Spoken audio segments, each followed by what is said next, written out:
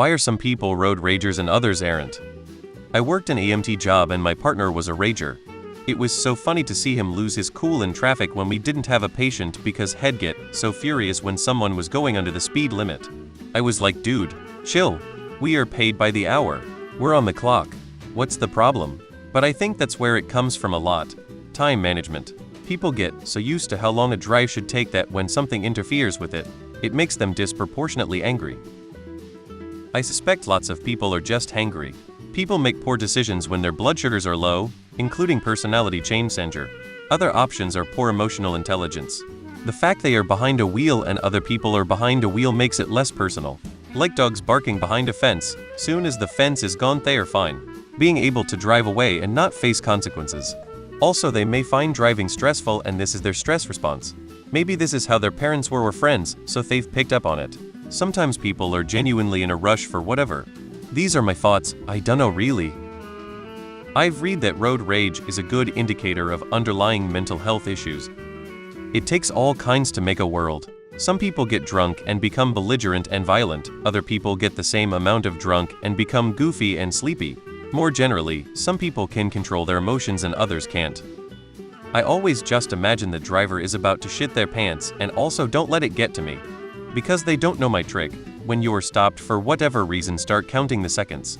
What normal folk would call a terribly frustrating and enraging setback might only take say 45 seconds, while a less disruptive but still annoying one might take 20 seconds. A truly horrible one which might actually have an impact on their lives might take say 150 seconds, which might be annoying in the end, but probably not more than that. I live in an area with very bad traffic and that helps a lot. Oh, we'll feel angry if certain annoying things happen, like getting cut off or being tailgated or being stuck behind a really slow driver. But I don't let it affect my own driving. I might yell into the ether. But I'm not going to risk my own or someone else's life just because I'm mad. I think road ragers who end up doing stupid dangerous actions on the road just have poor emotional regulation.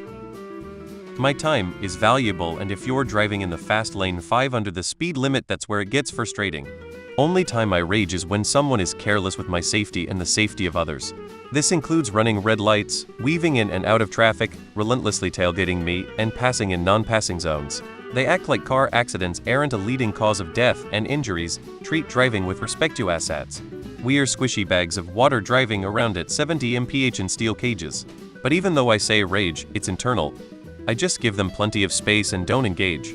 If someone wants to drive 40 mph and a 55 mph, annoying, but that's fine. I budget extra time for important trips, so I don't have to stress if something slows me down. I'm just happy getting there with me and my vehicle intact. Some people don't learn emotional regulation. Some people are insecure and like tiny chihuahuas they react with violence and noise. Some people treat their car like their home and take any incursion or closeness personally. It's similar reasons to when we hear people who need to defend their honor in a bar or street altercation, or look for opportunities to kill someone who tries to break into their home instead of having them arrested or scared off. If someone else is speeding along and passing in their shitbox, I have no idea why they are doing it and I don't care. I let them go by. Maybe someday I'll have a reason to speed like that and I'd like the opportunity to get away from whomever I think is chasing or get to the airport seaport to show my romantic intentions. I'm generally a laid-back driver, but drivers who go under the speed limit irritate me to no end. And the one thing that will make me absolutely lose my religion is when I'm driving, and there's nobody behind me, not a single vehicle, and a car still pulls out in front of me. Oh man, that makes my blood boil. I am very observant of this. I don't do it to other people. If I see a car coming and there's no one behind them, I'll wait until they pass me before I get onto the road. People who do that, you suck and or awful. I'm not a road rager at all. I don't understand it. I know examples of both drivers. The ones who are chill and content going any speed are just like that. They are that sort of person.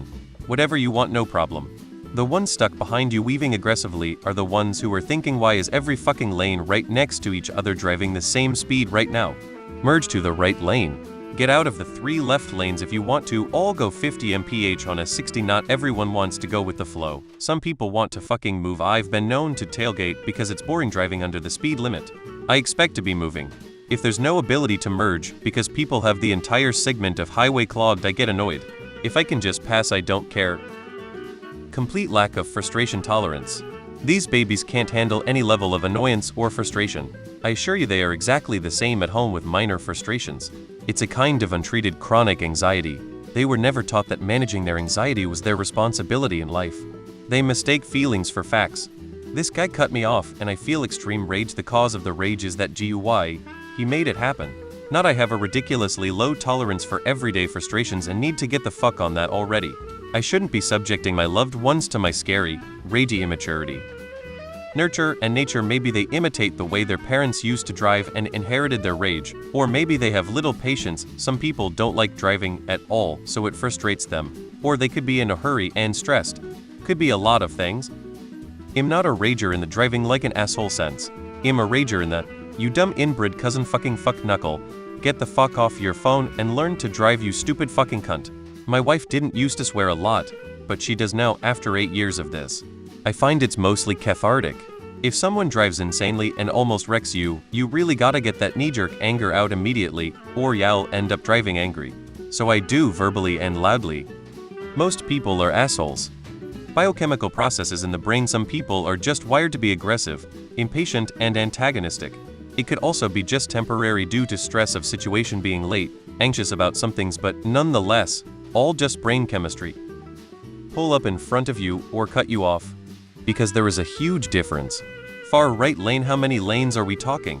I was taught that the far right lane was for exiting. Far left is for passing. Anything in the middle is for cruising. Weaving in and out could be an outright asshole or someone that is in an emergency. I work 12-hour days, and sometimes I'd like to get home in a decent time frame. Then someone cuts me off and drives 10 to 20 under the speed limit. That's when I get mad. I know it's not okay and I shouldn't, but when enough people do stupid shit while driving, eventually they will piss someone off. Especially if those stupid things could hurt or kill someone. If someone almost hits you with their car, I think you're justified in being pissed. Not tailgating or putting someone in danger pissed, but you should be able to yell and call them an idiot.